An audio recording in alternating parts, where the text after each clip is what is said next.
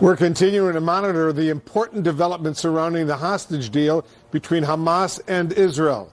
Very, very tense moments right now as families in Israel await the release of a second group of hostages.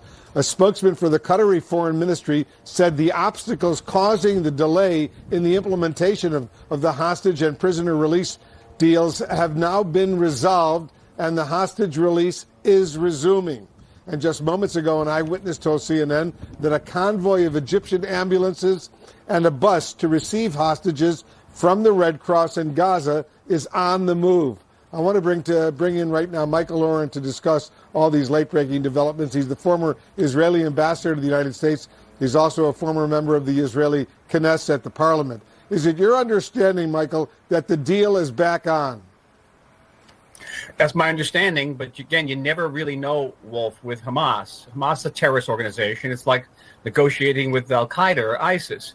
They're going to move the football wherever they can, and they're not going to negotiate in good faith. So, they could call it off at the last minute. They could have the people on that list, the list of the Israelis, but could be an inaccurate list. Because Hamas is dealing not just with terrorizing us physically, it's terrorizing us emotionally.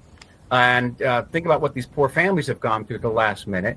And they're even moving the football on the United States, because here apparently no American citizens are being released for the second time. And Hamas is trying to drive a wedge between the United States and Israel, getting the United States to put more pressure on Israel to extend the ceasefire. As you know, there was a very, very intense diplomatic scramble to try to resolve these late-breaking issues. What do you expect was happening behind the scenes? Well, I think the United States was saying to the Qataris, you better produce. Remember, the Qataris are in a kind of a tough bind. They deserve to be in a tough bind. They're the primary sponsors of Hamas. They actually host some of the senior Hamas officials who live in great luxury in their capital of Doha. And so they get to play both sides of the game. Typical Qatari movement. They support Hamas, and then they get credit for getting Hamas to release the hostages. But they have to produce. So the White House, the administration, was calling the Qataris and saying, you better produce. And Israel was calling the United States and saying, wait, we're waiting for this deal to come through. We've done our end. We've gotten the aid trucks in. We're releasing these Palestinian prisoners from our jails. Where's the other side? Now, we don't expect Hamas to be an honest broker. It is not an honest broker, but the Qataris have more on the line here. They are an ally of the United States. They also host a major American naval base. So they are expected to be honest brokers here. And I think all the pressure was on Qatar. Do you believe this truce is the right thing for Israel to be doing? I think right is the wrong word. That's all. It's the inevitable thing for Israel to do.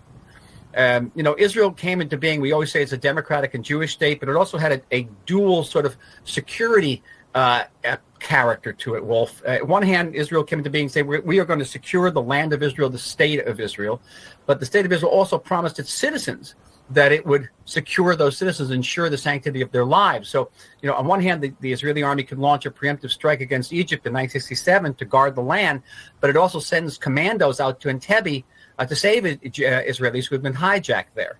So it's that dual nature. So Hamas did both. It attacked the land and attacked the people.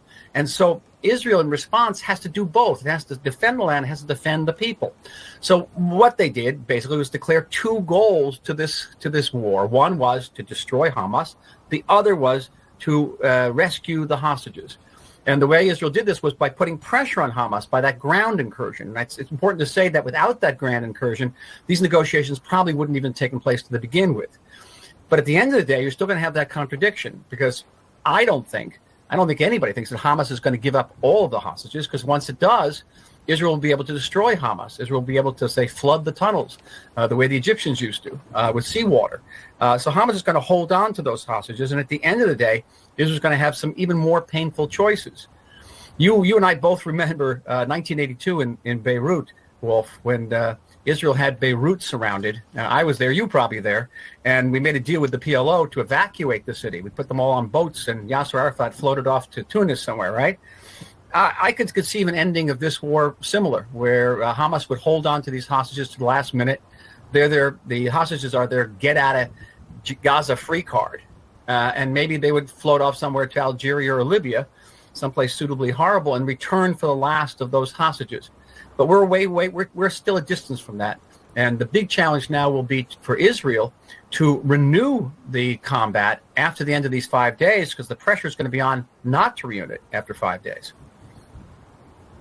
So you think, are you expecting, Michael, this agreement that worked well yesterday, day one, will stay in place over at least the next few days, and more Israeli hostages will be freed? I expect further hiccups, because that's what Hamas does. It's going to continue to commit emotional terrorism against Israelis, against these families. It hopes to then remember the main goal, always the main goal of Hamas is the ceasefire. It's the ceasefire, the ceasefire. Ceasefire means Hamas gets away with mass murder. Ceasefire means Israel loses. We have 250,000 displaced people within our country who can't go back to their homes because Hamas is simply going to regroup and rearm and do it again. That's what the Hamas leaders themselves say. So at the end of the day, Israel has to not get into a situation where it is being forced to agree to that ceasefire. Hamas, is, on the other hand, is going to do everything it can possibly to get the ceasefire, putting pressure on Israel internally by ramping up the emotional distress of the families of the hostages. And you see that you've been covering that demonstration in downtown Tel Aviv, in Dizengoff Square, 100,000 people protesting for a ceasefire. It's internally. But then in the world, the growing calls for ceasefire from foreign governments, not from the Biden administration yet, which is very admirable, but from other foreign countries, some of them quite close to us. So that puts the Israeli government in a very difficult bind. So I think that Hamas is going to try to ramp up that pressure every way it can. Delays, also the technical problems. The lists aren't going to be accurate. You'll see. This is the way Hamas negotiates. I mean, it broke the ceasefire of October 7th now, didn't it? Breaks every ceasefire. So I think that all right. Again, at the end, will hold. Last point, keep in mind that this ceasefire will cost us in terms of our soldiers' lives, because when the fighting does resume, Hamas will be in a better position to fight. Michael Oren, the former Israeli ambassador to the United States, thanks so much for joining us. Thank you. We'll be back with much more news on the hostage deal between Israel and Hamas in just a moment. There's more breaking news developing. Stay with us. We'll be right back.